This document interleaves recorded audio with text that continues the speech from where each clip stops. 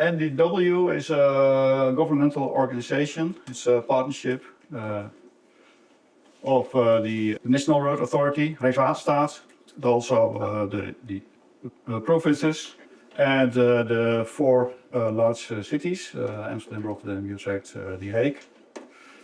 And they all deal with the same issues, have the same tasks about collecting data and do calculations with traffic data. And NDW takes care of that. At NDW, I think around 150 people are working over there, and it's a mix of a lot of developers, traffic engineers, data scientists, data analysts, epic owners, product owners. It's quite a dynamic organization for government. Yeah, one important task of NDW is to collect data for the provinces, for Rijkswaterstaat, and also to share the data, it's open data, and to take care of the quality of the data. So today we are going to talk about some sensing techniques, especially also what data do we have at NDW. Probably you're going to work with the data, so it's nice for you to know where you have to be and what you can expect. And also show you a little bit what we do in the field of data quality to make sure that the data is of good quality. I'm not sure if all of you are familiar with the traffic data and the traffic fields of traffic and mobility, but important thing is to keep in mind that sometimes you have data of locations. So at a certain location you are measuring speeds or countings or whatever. Sometimes we're talking about trajectories, or so then we're talking about travel times. Every time we are interested in different kinds of traffic measurements, and also we have different techniques for this. These are all kinds of techniques that we are familiar with at NDW. So the kind of proven techniques are suitable for structural measurements, so continuously all over the country, and proven techniques, quite robust. And as you can see, yeah, you can distinguish some techniques which are good at measuring at certain locations, say good at countings and determining speeds. I'll get to this in the next slides a little bit more into detail. And also techniques that are better in determining traffic measurements on routes.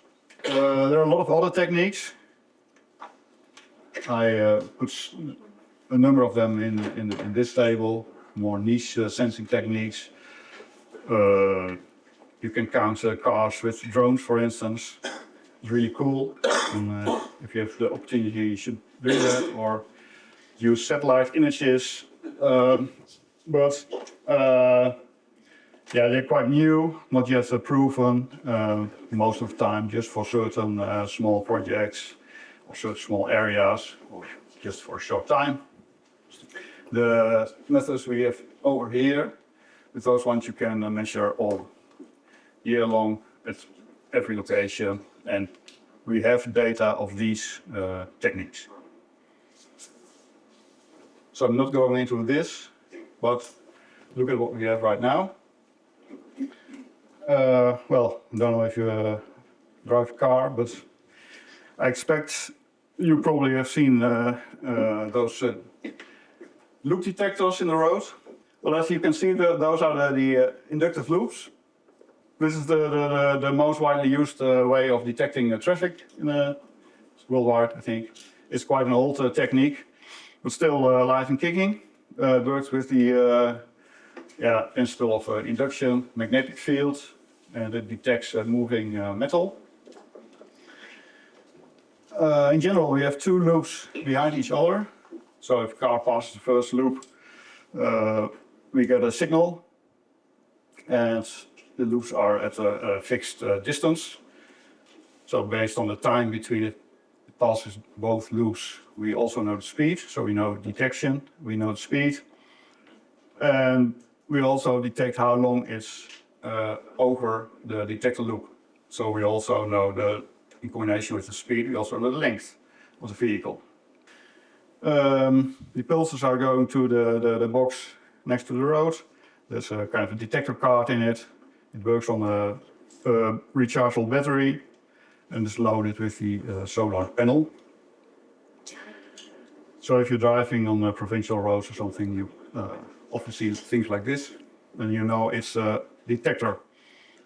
You are not always able to see the detector loops because sometimes they're just beneath the top layer of the asphalt.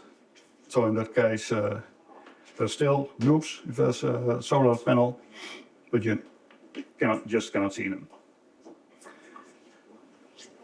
So of these loops, every passage of a vehicle is detected. We get data like this, so we know the passage time, the length of a vehicle, and also the speed. And a lot of locations are actually delivering data, these data to NEW. Most of the locations do something else. They do not deliver the individual vehicle passages, but they aggregate it into 1 minute data. So we get the number of cars detected in that minute, the average speed of that minute. And because we are measuring the length of vehicles, we are also able to make some kind of classification of vehicles.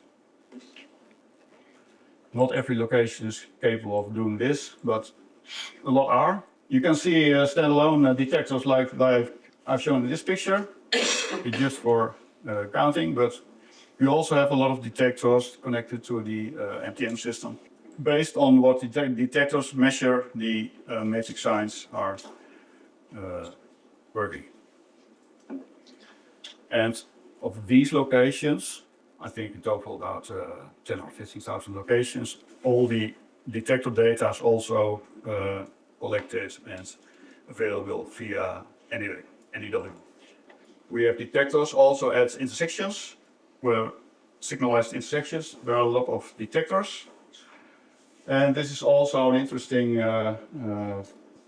source of data, but we are also working on to make this data also available via NEW. Every city, larger city, has traffic lights, so this is a really large amount of data, which could be interesting to use. As said, we can determine the vehicle class based on the length. So if it's a large vehicle, it's a truck. Small vehicle, it's a motorcycle or a car. Normally we use 5 categories: motorcycles, cars, small trucks, buses, and large trucks. We have one problem, and that's some vehicles they have the same length, but they are of different type. So, for instance, vans, almost the same length as personal vehicles, and some small trucks are either small and large vans. So as you can see, the graphs are overlapping. For a lot of purposes, that's not a problem. But for instance, if you are doing a research on small trucks, this is a big problem. So what we are working on, and some providers already can do this, that we not just look at the length, but also at the profile of the induction pulses. So, for instance, a truck with 2 axes at the back and 1 in front, it has a different profile than, for instance, a car. And also a bus with the engine in the back or in front is different from the truck. So that makes it possible that we can distinguish more types of vehicles. We also tested this, and this works really well. So for instance, what you see over here is that in reality we have these 5 categories, and this is what we measure in our length categories. As you can see, we have from the cars, we are about 33,600. Most of them are really actually classified as cars, that's okay, but also 300 are classified as small trucks because they're large cars. It's almost 10%. That's a lot. If we use the profiles, the injection profile, then it's only 30. So the measurement gets really more accurate. Problem with the loops in the road is that when you have the surface getting worse and worse, if the road is deteriorating, then also your measurements are getting worse. And in case of roadworks, you don't have measurements at all. To prevent this, we also have other types of sensing techniques, which are radar. So sense pulses to the cars, gets pulse back, and based on the time difference, we can determine what is the distance, and based on the change in the Doppler effect, also what's the speed. And radar is not so good at categorizing, so every type of measurement has its pros and its cons. But when there's some problem with the road, your detection has no problems with that. There are some other problems. The radar then needs to be mounted quite stable, and sometimes it's someone drives against the pole or it's moving a little bit, and then you can see slowly that you're counting less traffic. There are really difficult problems. As a policymaker, if you do not look into detail in this data, you might think we have less traffic. So our policy to get people out of the cars is working, but it might as well be a detection problem. Because you always have to be aware of problems in your data. It can be quite a lot. Marcel, can I ask a question? Yeah, sure. Because the NDW has all this information available, but does it also have a sort quality number addressed to that information, or can we see how it's determined by using which kind of technique? Yeah. I'll get to that later. At NDW we do all kinds of quality checks on the data, and we also provide information about the quality. In fact, we make exclusions for data that has low quality, which is not correct. As you can see over here, if you don't look into detail, you get everyday data. You might think, okay, we have 10,000 vehicles today, 20,000 next day. But as you can see, a large part of the day, it's only zeros. That's not the reality. So this radar is broken. So we should not use this data in our analysis because we take the wrong conclusions. In this case, you have to consider it as missing data. In this case, it's quite obvious that it's waterproof. Yeah. Sometimes it's not that obvious. How do you analyze that? What is the ground truth, and how can you check if it's true or not? Yeah, we do not know. We have around thousands of locations. We cannot check every single measurement against the ground truth. So we have a lot of possibility checks. So the large problems we detect automatically and we mark them. But of course, there's always some kind of problems that's difficult to check. It's also a task of the data analyst or the traffic engineer to detect those Guys like you, right? Indeed, yeah. Or maybe AI and machine learning. We do not only detect cars, but also bicycles. We're in the Netherlands, so it's important that we are a lot on the bicycle, and they want to have the people more on the bicycle. How can we check if it's working? We have to measure the number of bicycles. Induction is not so very good at detecting bicycles because it does not have a lot of metal. There's a lot of carbon bikes and things like that. So for this we use piezo. A little bit the same principle, but it works on pressure. So if the there's a bike driving over it, the material is a little bit changing, and that creates a pulse. They are really sensitive, and in this way it's possible to detect the bikes as well. It's quite difficult because cyclists are also cycling next to each other in groups and students, and so it's really hard to detect them accurate. And the providers also try it with different shapes.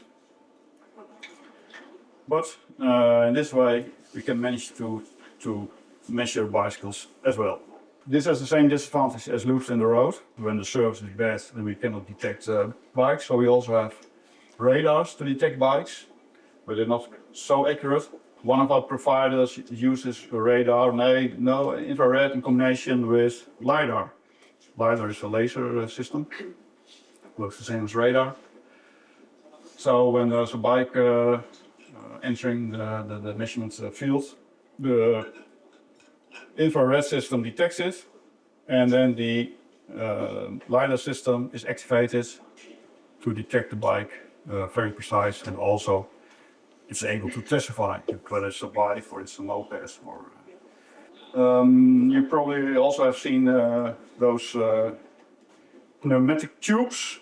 They are still used a lot, but mainly for temporary countings. Obviously the loops in the road are quite expensive. This is cheap. Yeah, there's a lot of vandalism.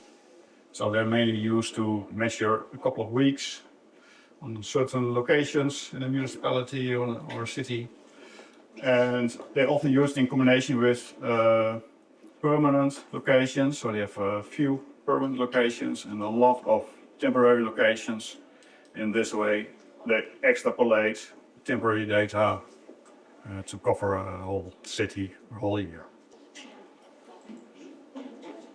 You can also detect traffic with cameras. In Rotterdam at the moment there's a system where they detect vehicles by the number plates. They ask the information of the car, its national number plate register, and they get all types of information about the car, about the vehicle type, fuel type, emission type.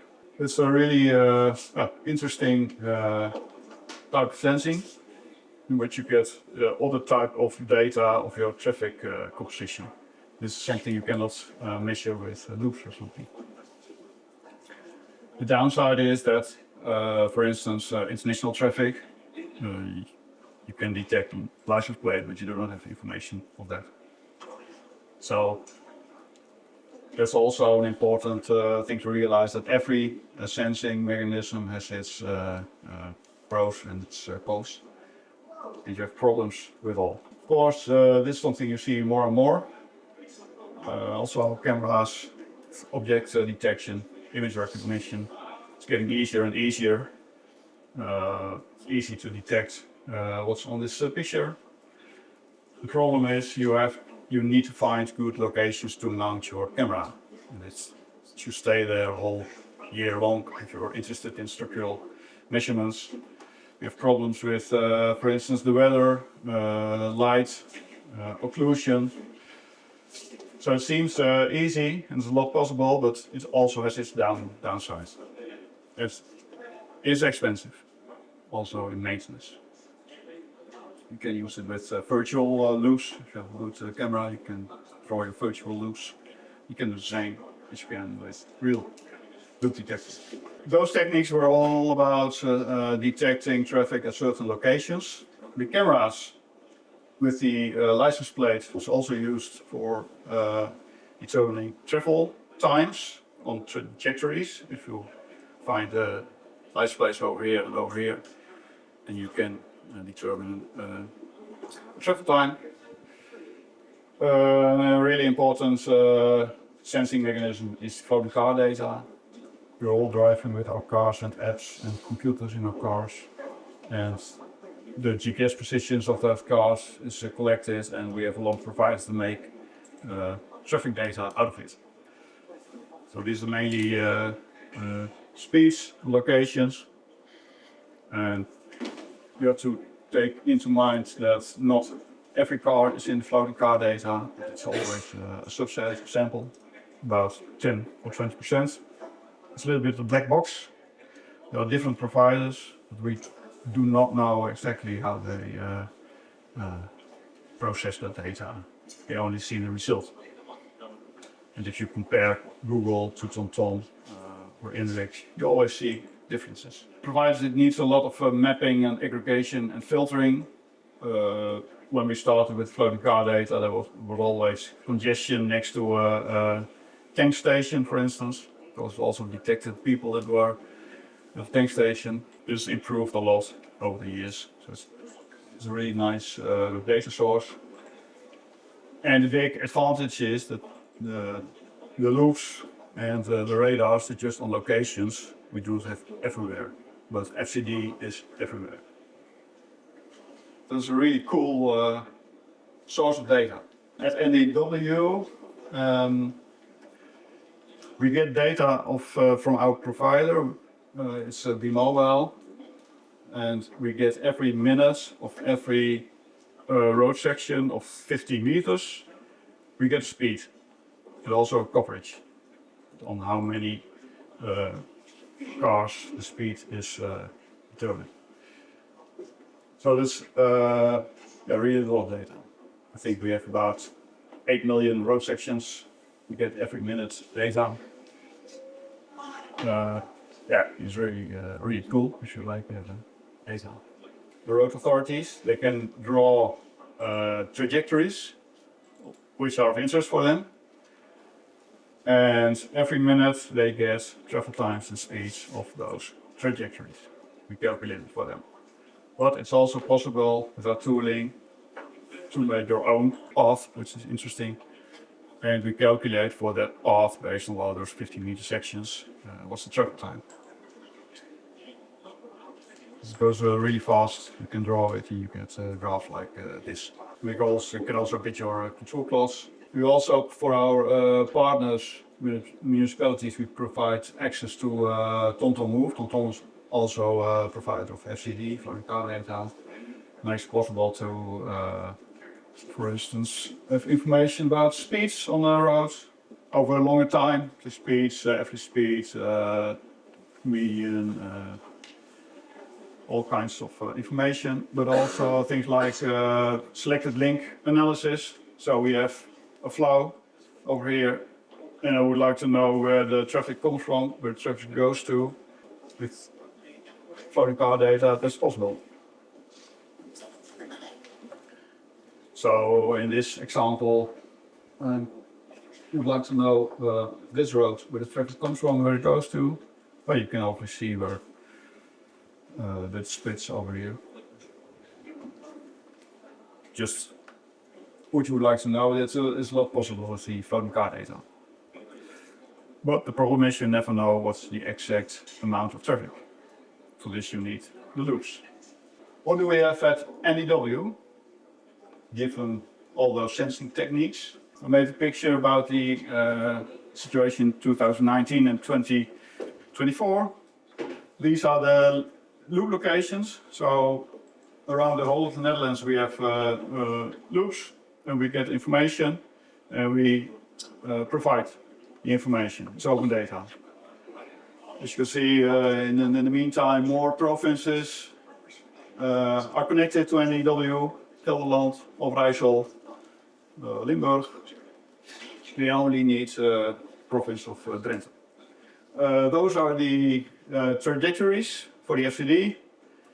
It's about, look, we have about 20,000 loop locations, 82,000 floating car data trajectories. The bikes, getting more and more.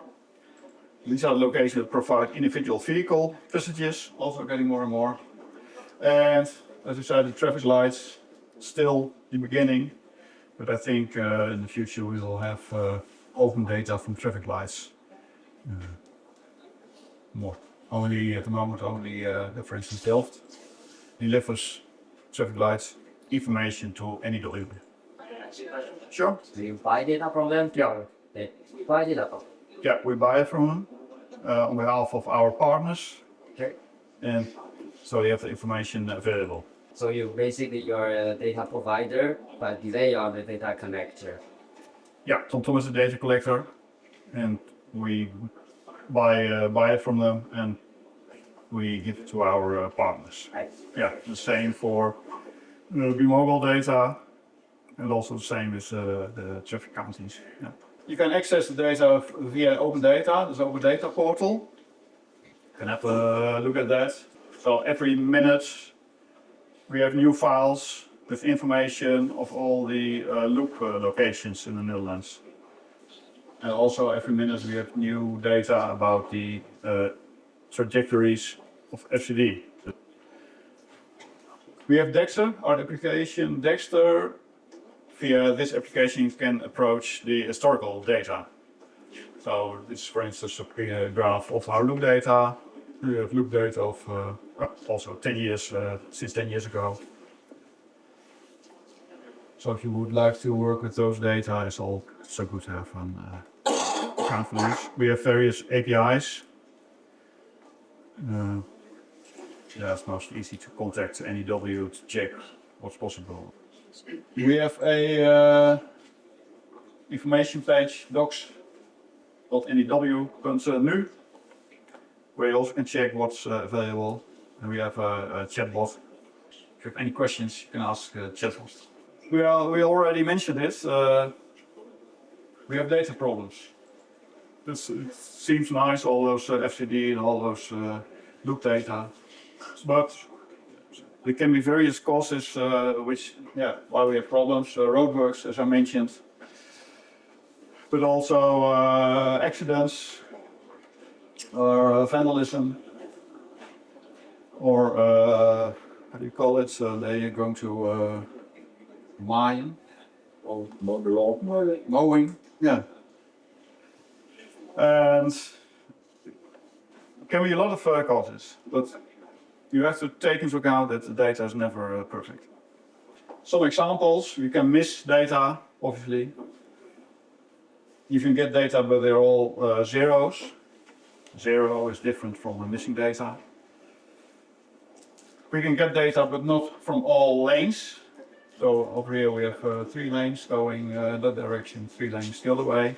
Sometimes only 2 lanes deliver data. So you have to be aware of that.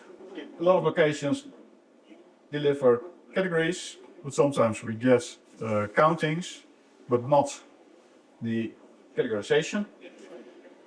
So this is not correct. In this case, only one of the 2 loops is working. So it cannot determine the length of a vehicle and also a category. Sometimes we get categories, we get countings, we get everything, but the categories are wrong. So in this case, it says it has only trucks. This looks like zeros again, but in fact it's 1 hour with a flow of more than 20,000 vehicles. Yeah, if you see this graph, then you know it's impossible, but we have a lot of automatic calculations, and if they use data like this, then again we can say, okay, this month there was more traffic. Could be it's just one extreme spike. Also small problems, a lot of data errors. Sometimes the connectors in the road box are switched. So you think we're looking at lane 1, the left lane, but it's the right lane. Sometimes not the lanes are switched, but the directions are switched. Also, it's a common problem. If you've got the data like this, then our provider sends us data, but it says, all right, we have zeros, we do not deliver the zeros. If we post zeros, nothing, we leave it. But then we get graphs like this, and our countings, averages are getting too high. Everything is possible.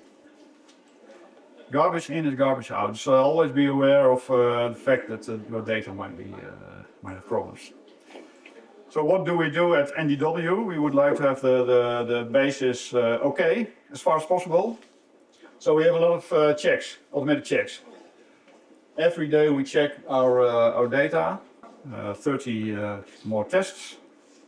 We get notified if there's a problem. We notify our provider via our top desk system.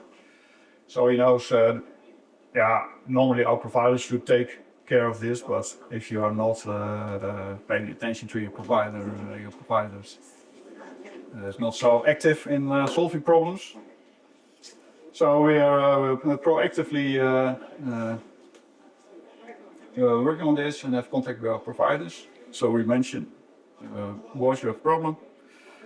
We make tickets, we communicate with our providers over all our problems, and we also get automatically via our detection system a sign if something has been solved.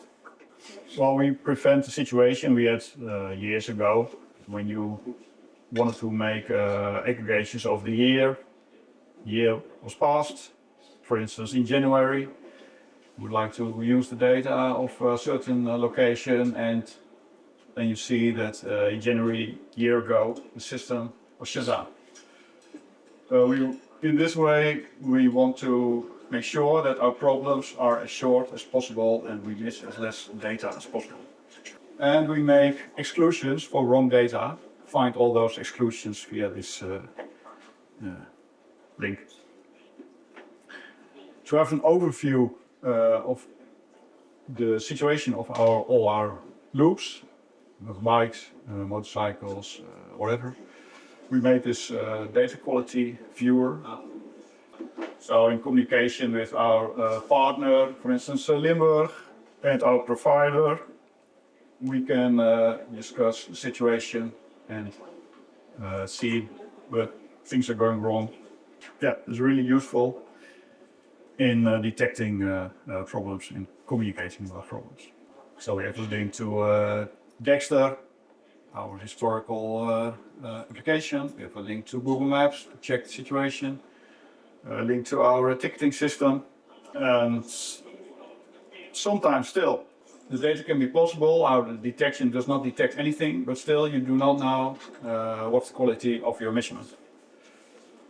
Something Marcel also mentioned. For this we do randomly reference measurements. So we mount a camera, and during a certain period of time, a couple of hours, a couple of days, we have a second system which is of really high quality to check what's the quality of our regular system. And we have requirements for our providers. The accuracy should be, for instance, for bikes above 90%. Obviously, are some locations that are not okay. So our provider should improve this system. And in this case, it seemed that the piezo loops were not working very good, so we mounted a radar or LiDAR system too. And our radar, in that case, was improved.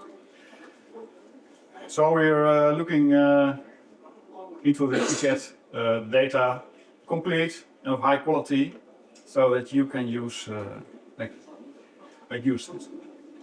Given the fact that we have more and more data, we can also combine data.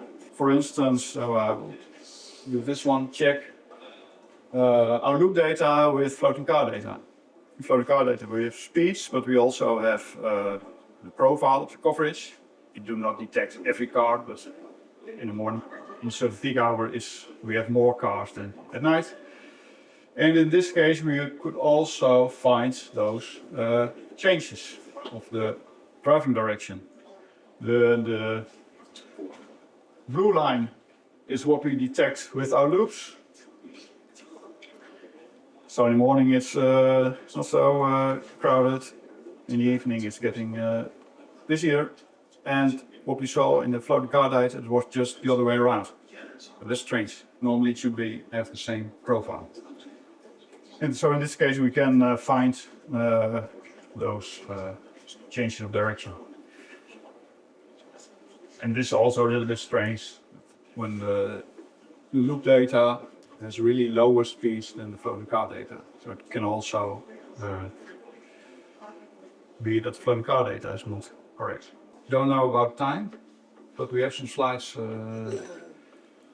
left for Guido maybe. No, we also have other types of data, which is not actual measurement, but which is fed in by people, and that and can also be wrong. But it's also useful traffic data, for example, roadworks. What we try to do there is that we want service providers like TomTom and Google to use that road data. But they only want to use it when it is of a certain quality. So we need to provide them with some information on how good that data is. Based on other data sources, again with validation, we have some an algorithm checking on whether the roadworks are currently in progress.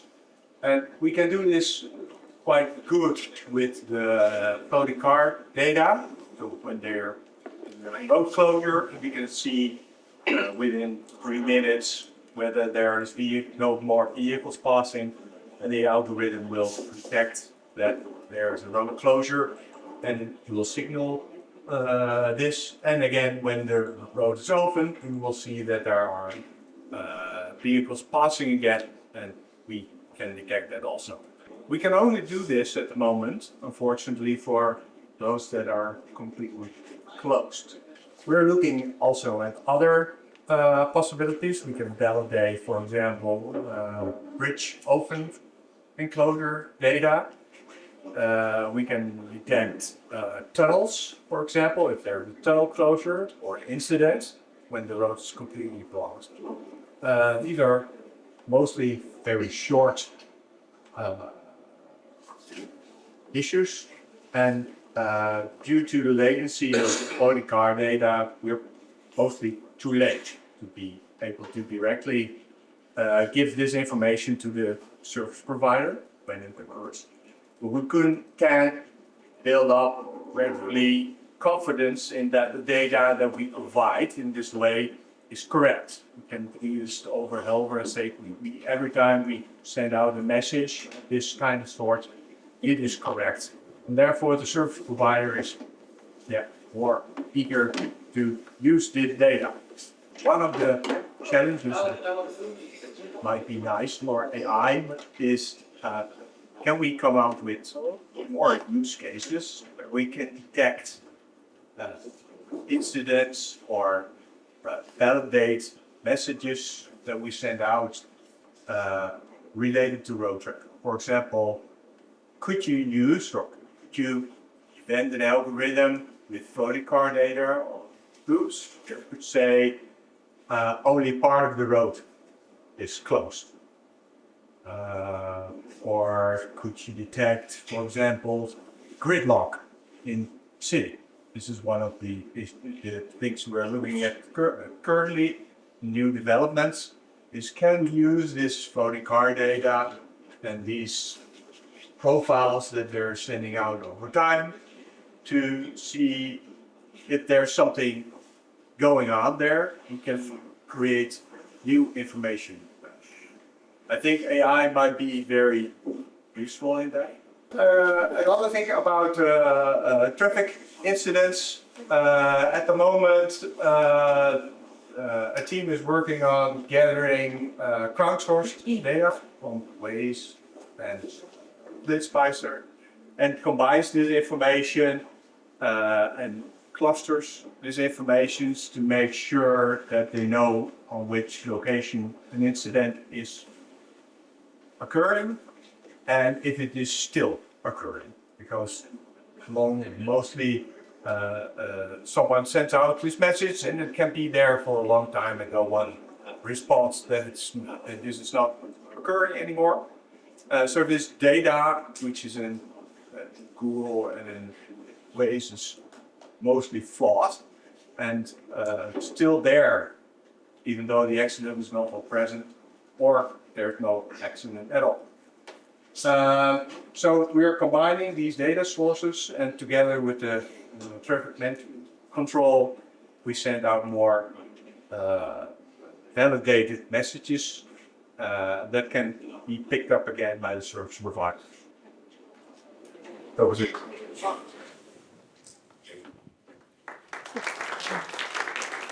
Thank you.